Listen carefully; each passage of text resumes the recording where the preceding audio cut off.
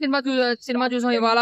Bubble gum cinema అనేది చాలా అంటే చాలా బాగా అనిపించింది. అంటే ఒక యూత్ కావాల్సిన సినిమా ఇది. యూత్ కి పక్కాగా చూడవలసిన సినిమా.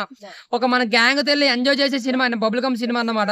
చాలా అంటే చాలా బాగా అనిపించింది. ఇంకా సుమ కొరకు మన రోషన్ మాత్రం ఇరగదీసాడు. యాక్టింగ్ మాత్రం ఎక్కడ కూడా కాంప్రమైజ్ కాలేదు. చాలా సీన్స్ ఆయన యాక్టింగ్ వల్ల ఎలివేట్ చేసాడు అనమాట. రొమాన్స్ సీన్స్ లో అయితే పండించాడు అనమాట, మామూలుగా కాదు. అలాగే మాసి డైలాగ్, తెలంగాణ రఫ్ అయిన కుర్రాడు ఎలాగైతే ఉంటాడు, ఎలా మాసి డైలాగులు చెప్తూ ఎంత రఫ్ ఉంటాడు అనేది చూపించారు. చాలా అంటే చాలా యూత్ కి బాగా యూత్ఫుల్ ఎంటర్టైనర్ అనమాట.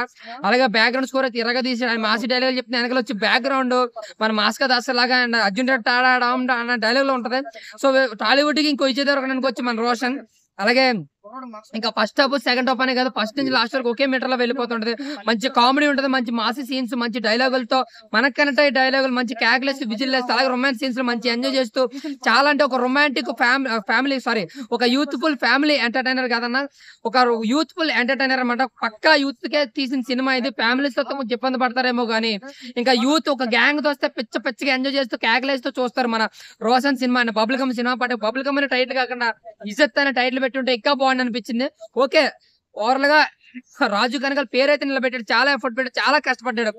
ఒక హీరోకి ఏ క్యాపబిలిటీ ఉండాలో, ఎంత యాక్టింగ్ ఉండాలో అంత యాక్టింగ్ మొత్తం నిరూపించేశాడు. మన అటు రాజమౌళికైనా పనికి వస్తాను, ఇటు మారుతికైనా పనికి వస్తాను అని ఒక యాక్టింగ్ స్కిల్స్ అయితే మొత్తం బయట పెట్టేశాడు. చాలా అంటే చాలా బాగుంది.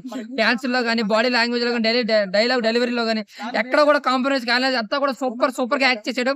సినిమా కూడా అంతే సూపర్ గా ఉంది. రాజు కనకాల కొడుకు రోషన్ ఇరగదీశాడు cinema. Bubble gum cinema super hit movie, blockbuster movie అన్న.